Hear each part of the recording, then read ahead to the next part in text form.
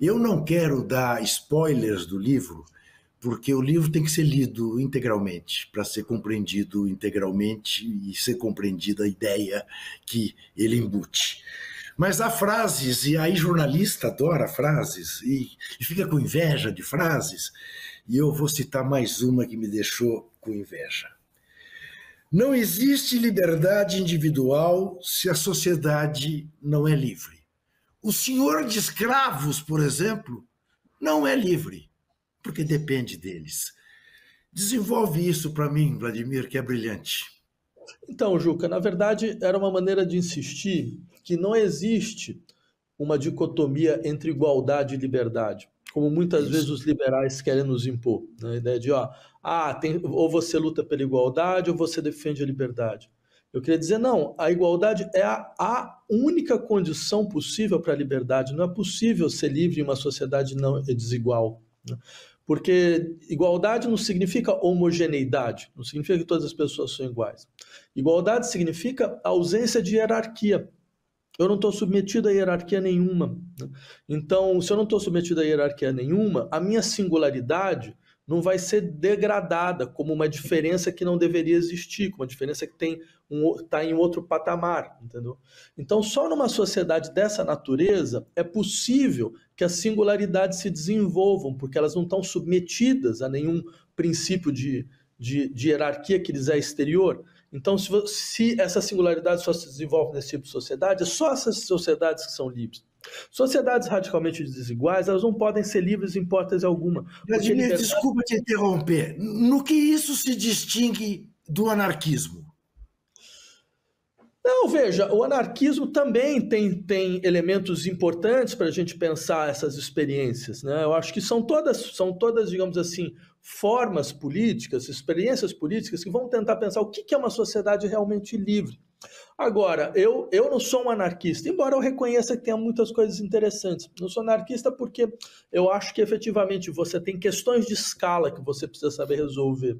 E eu não estaria a ponto de dizer, o Estado é uma entidade desnecessária, ainda mais agora, você percebe? Por exemplo, a gente conhece muito, muito claramente situações que mostram que o capitalismo ele é territorial. Olha que coisa interessante. Venderam para a gente essa ideia de que o capitalismo era desterritorializado, não? São fluxos desterritorializados, quer dizer, a gente está em outro momento, globalização. Na verdade, era tudo falso.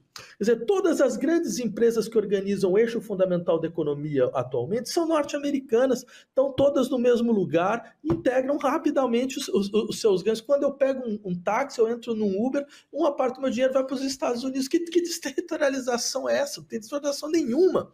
Então, se isso é verdade, você tem um problema vinculado a território, certo? Digamos assim, organização institucional de território, que foi pensado até hoje sobre a forma do Estado, que pode ser pensado de outra forma, pode ser pensado sobre a forma de um Estado pós-nacional, plurinacional, como por exemplo no caso da Bolívia, uma articulação de federações, isso tudo bem, mas a questão de você reorganizar essa escala é um problema político importante. Então, acho que aí tem uma discussão que seria interessante ser feita com certas tendências anarquistas, que, mais uma vez, reconheço que elas trazem muitos elementos importantes.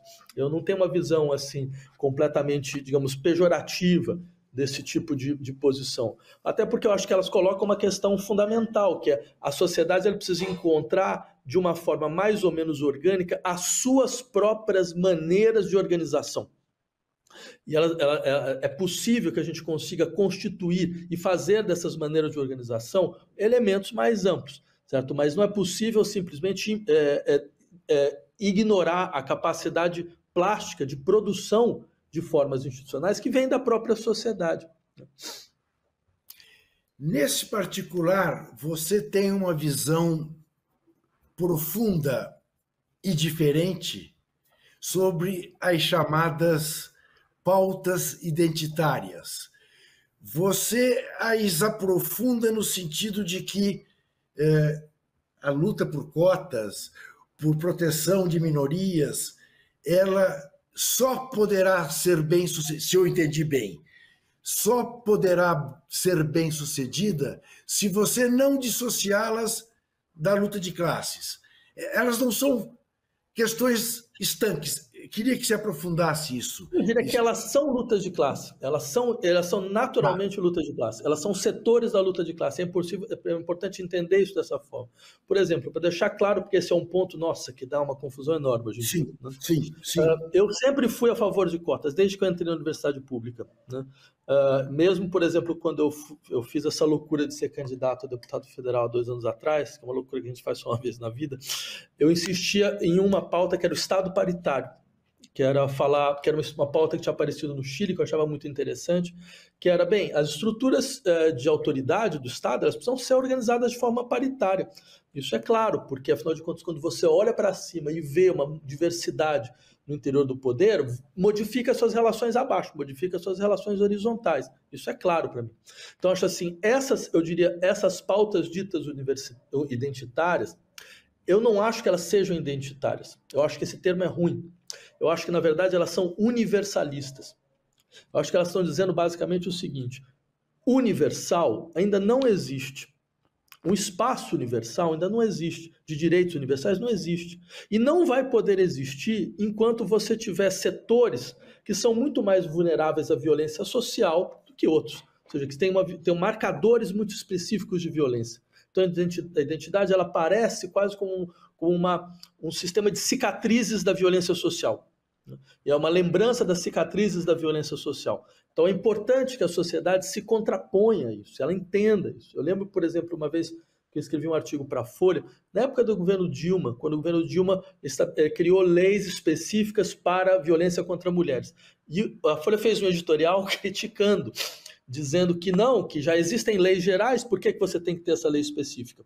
Eu falava, não, a lei específica é fundamental, mesmo que ela repita a lei geral, porque ela está dizendo, mas a sociedade não quer ver que ela tem uma violência específica. Então, é uma maneira de você nomear essa violência específica. Então, desse ponto, acho absolutamente correto que essas lutas elas sejam lutas importantes. Eu lembraria, identitarismo é um risco que pode ocorrer em qualquer tipo de luta. Não só nessas que nós chegamos hoje.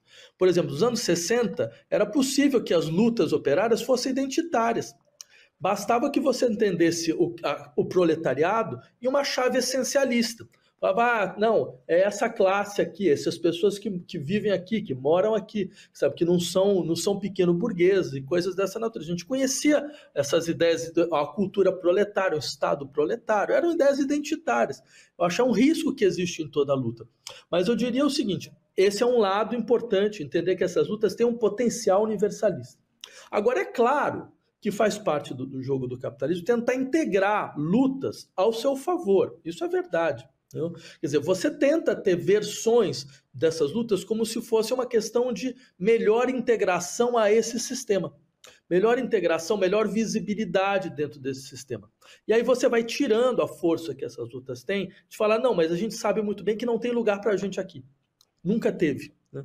E não vai ser possível integrar. Essa integração ela é falsa, porque o máximo que ela vai fazer é integrar um setor desses grupos e depois acabar criando um tipo de tensão entre esse setor integrado e o resto. Eu costumo usar uma metáfora que me parece talvez pedagógica nesse sentido, que é mais ou menos a seguinte. Imagina que você tem um edifício, esse edifício foi mal construído, né? Ele tem poucos apartamentos, tem coberturas muito grandes e tem um punhado de gente morando fora. Então o que acontece? As pessoas que estão fora podem olhar assim para o pessoal do edifício e falar, por que você está morando aqui e não eu? Por que não é eu? E começar a brigar para falar, não, eu quero ocupar também, quero também que tenha uma pessoa como eu aqui. Ou você pode fazer um outro tipo de perspectiva, quer dizer o seguinte, não, esse edifício ele é ingerenciável.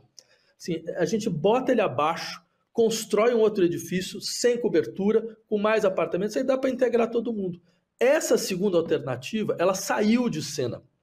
Por isso, então, que você tem esse tipo de tensão que a gente vai vendo, que é vinculado a essa ideia de que não, o problema é um problema de integração mais bem sucedida de certos grupos, melhor diversidade, certo? Integrar todo mundo no comitê de diversidade do Magazine Luiza. Bem, isso não vai levar muito longe, com certeza.